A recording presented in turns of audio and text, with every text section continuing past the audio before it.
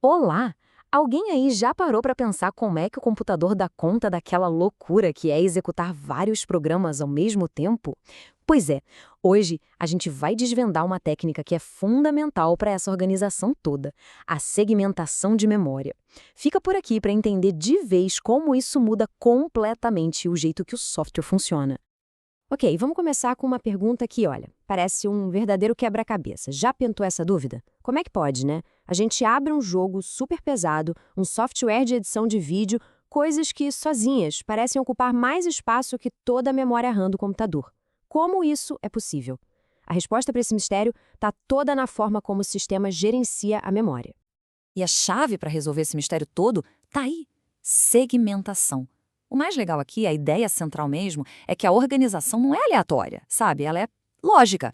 Pensa assim: em vez de imaginar a memória como um armário cheio de gavetas do mesmo tamanho, a segmentação enxerga a memória como uma estante, com prateleiras de tamanhos totalmente diferentes, feitas sob medida para cada pedacinho do programa. Então, vamos para a definição mais formal. O que a segmentação faz? Ela basicamente divide um programa em blocos que fazem sentido para quem está desenvolvendo. Uma parte pode ser o código principal, outra pode ser uma biblioteca de funções e uma terceira, sei lá, os dados que a pessoa está usando. O ponto-chave, o mais importante, é que esses blocos, os tais segmentos, eles não têm tamanho fixo.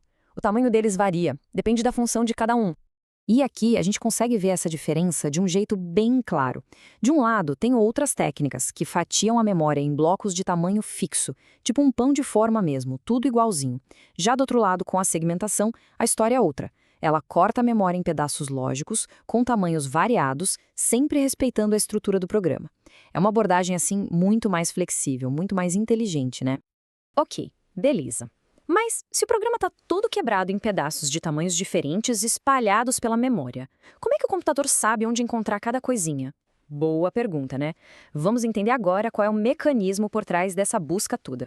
O segredo está todo num sistema de endereço que tem duas partes. É como se fosse o endereço de um apartamento, saca? Primeiro, a gente precisa saber o número do prédio. Esse seria o número do segmento. Depois, a gente precisa do número do apartamento lá dentro daquele prédio. Esse é o deslocamento, que aponta a posição exatinha da informação dentro daquele segmento. Tá, mas como é que o sistema traduz esse endereço? Parece complexo, mas é um processo bem rápido, de 3 passos. Primeiro passo, o programa pede uma informação. Ele fala tipo, preciso do dado que está no apartamento X do prédio Y. Segundo passo, o sistema operacional entra em cena agindo como um porteiro. Ele pega um mapa, que é a tal da tabela de mapeamento de segmentos, para achar a localização real daquele prédio na memória. E o terceiro passo, com o mapa na mão, ele encontra o endereço físico, o endereço de verdade na memória RAM. E o mais incrível, tudo isso acontece numa fração de segundo. Bom, agora que a gente já entendeu como a coisa funciona, vamos dar uma olhada nas consequências dessa abordagem. Porque, né, como toda grande ideia na computação, a segmentação traz um poder gigantesco, mas também vem com seus próprios desafios. E a grande vantagem é essa aqui, ó, eficiência. O sistema não precisa carregar o programa inteirinho na memória de uma só vez. Não, ele é mais esperto que isso. Ele carrega só as partes, só os segmentos que estão em uso naquele exato momento. Isso economiza um espaço que, olha, é valiosíssimo e, claro, deixa tudo muito mais rápido. Isso nos leva para o benefício mais poderoso de todos, a cereja do bolo, a memória virtual. É essa mágica que faz com que um computador consiga executar programas que são, na teoria, muito maiores do que a memória física que ele tem. Lembra daquela nossa pergunta lá do começo? Pois é, a resposta é essa. E olha, se essa explicação está ajudando a clarear as coisas, que tal aproveitar agora para deixar aquele like e se inscrever no canal? Assim, a gente continua trazendo mais conteúdos assim. Mas, como a gente sabe, nem tudo são flores, né? Essa flexibilidade toda de ter segmentos de tudo quanto é tamanho acaba criando um efeito colateral. E ele é um pouquinho problemático. Esse problema tem nome, é a fragmentação externa. Para entender fácil, imagina a memória como se fosse um estacionamento. Quando carros de tamanhos diferentes ficam chegando e saindo o tempo todo, o que acontece? Começam a aparecer uns espacinhos vazios entre os carros que estão parados, né? O problema é que, muitas vezes, esses buracos são tão pequenos que nenhum carro novo consegue estacionar ali. O resultado? Espaço de memória sendo desperdiçado à toa.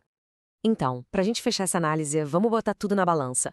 A segmentação, sem dúvida, é uma ferramenta muito poderosa, mas ela exige que a gente encontre um equilíbrio bem cuidadoso entre o que ela oferece de bom e os problemas que ela traz. E dá para resumir isso tudo muito bem. De um lado, nas vantagens, a gente tem o quê? Uma organização que faz todo sentido, que respeita a lógica do programa e, claro, a eficiência incrível da memória virtual. Do outro lado, nas desvantagens, a gente tem aquele desafio constante da fragmentação externa e também a complexidade que é gerenciar todos esses blocos de tamanhos diferentes. Então, o que é crucial levar daqui? Primeiro, a segmentação organiza a memória de um jeito lógico e modular. Segundo, ela que permite a existência da memória virtual para a gente rodar programas enormes. Terceiro, ela cria o desafio da fragmentação. E, por fim, apesar dos problemas, é uma técnica, olha, absolutamente fundamental para o funcionamento dos sistemas que a gente usa todo santo dia. E tudo isso deixa a gente com uma última questão para pensar. Como é que os sistemas operacionais de hoje em dia conseguem equilibrar essa balança, hein? Como é que eles aproveitam todo o poder da organização lógica, da segmentação, mas sem se render ao desperdício da fragmentação? Bom, a resposta para isso está em técnicas ainda mais avançadas, mas isso já é assunto para uma outra conversa. Muito obrigado pela companhia e até a próxima.